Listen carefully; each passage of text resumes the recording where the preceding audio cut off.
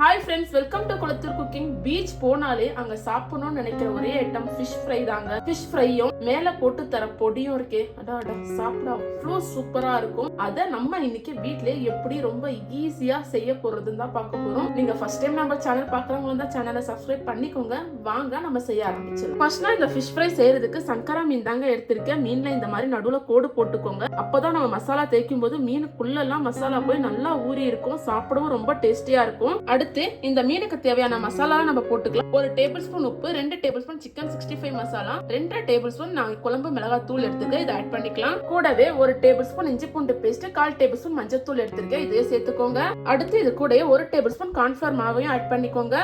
இந்த மசாலா எல்லாமே இந்த மீன் கூட சேர்த்து நல்லா கலந்து விட்டுக்கோங்க. இதுல கொஞ்சமா தண்ணி ஆட் பண்ணிக்கோங்க. இந்த மாதிரி தண்ணி சேர்த்துட்டு நல்லா கலந்துக்கோங்க. இப்ப மீன்ல மசாலா நல்லா கலந்தாச்சுங்க. இது ஒரு 10 நிமிஷம் ஊறட்டும். இது ஊறதுக்குள்ள நம்ம பொடி ரெடி பண்ணிடலாம். வாங்க. இந்த பொடி செய்யறதுக்கு ஒரு ஃப்ரை பேன்ல 4 டேபிள் ஸ்பூன் தனியா, 1/2 டேபிள் ஸ்பூன் மிளகு, 1 டேபிள் ஸ்பூன் சீரகம் சேர்த்துக்கோங்க.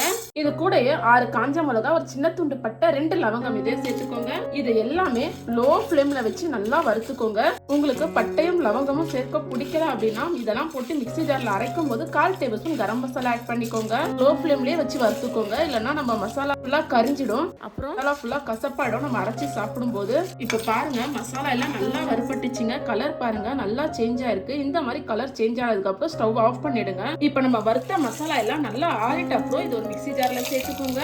இது கூடயே 1/4 டேபிள் ஸ்பூன் உப்பையும் ஆட் பண்ணிக்கோங்க. இப்ப இது ஒரு பவுடரா அரைச்சி எடுத்துக்கோங்க. இப்ப நம்ம அரைச்சிட்டு வந்தாச்சுங்க. இப்ப ஜார் மூடியை ஓபன் பண்ணிடலாம். ஓபன் பண்ணும்போது ஸ்மெல் சூப்பரா இருக்குங்க. பாருங்க, இந்த மாதிரி நல்லா அரைச்சிக்கோங்க. இது கொஞ்சம் கொரகொரப்பா தான் இருக்கும். அப்பதான் நல்லா டேஸ்டா இருக்கும் நம்ம மென்னு சாப்பிடும் போது. இந்த பொடியை நம்ம இப்ப பிளேட்ல மாத்தியாச்சுங்க. இது இப்படியே இருக்கட்டும். நம்ம இப்ப ஃபிஷ் ஃப்ரை ரெடி பண்ணிடலாம். அடுத்து ஃபிஷ் ஃப்ரை பண்றதுக்கு தவால தேவையான அளவு எண்ணெய் ஊத்திக்கோங்க.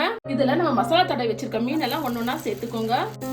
ஸ்டவ் ஸ்லோ ஃப்ளேம்ல வச்சுக்கோங்க. ஹை ஃப்ளேம்ல வச்சிடாதீங்க, மசாலா சீக்கிரமா தீஞ்சிரும். மீன் போட்டதுக்கு அப்புறம் 5 நிமிஷம் ஸ்லோ ஃப்ளேம்ல வச்சு இந்த மாதிரி குக் பண்ணிக்கோங்க. கீழே ஃபுல்லா ஃப்ரை ஆனதுக்கு அப்புறம் நம்ம திருப்பி போட்டுக்கலாம். இப்ப 5 நிமிஷம் ஆயிடுச்சுங்க. மீனை திருப்பி போட்டுக்கலாம். நீங்க இந்த சங்கரா மீன்ல தான் இது பண்ணணும்னு சொல்லி அவசியமே நீங்க எந்த மீன் வாங்குறீங்களோ அதுல நீங்க பண்ணலாம். இப்ப நம்ம எல்லா மீனையும் திருப்பி போட்டாச்சு. கீழே அதே மாதிரி ஸ்லோ ஃப்ளேம்லயே வச்சு குக் பண்ணிக்கோங்க. இப்ப மீன் 2 சைடுமே நல்லா ஃப்ரை ஆயிடுச்சுங்க. இதை ஒரு பிளேட்ல இந்த மாதிரி மாத்திக்கோங்க. அவ்வளவுதாங்க, நம்மளோட ஃபிஷ் ஃப்ரை எல்லாம் சூப்பரா ரெடி ஆயிடுச்சு. இப்ப நம்ம இதை சர்வ் பண்ணிக்கலாம். வாங்க. ஒண்ணு மட்டும் எடுத்து நான் வாழை இலையில வச்சுக்கிறேங்க. இந்த மாதிரி வச்சுட்டு நம்ம அரைச்சோம் இல்லையா ஃபிஷ் ஃப்ரை மசாலா, அதையும் நான் இந்த மாதிரி சைடுல கொஞ்சமா எடுத்து வச்சுக்கிறேன். இந்த மாதிரி வச்சதுக்கு அப்புறம் இதை எடுத்து அப்படியே மேல அழகா தூவிட்டு உங்களுக்கு எவ்வளவு வேணுமோ அவ்வளவு தூவிக்கோங்க.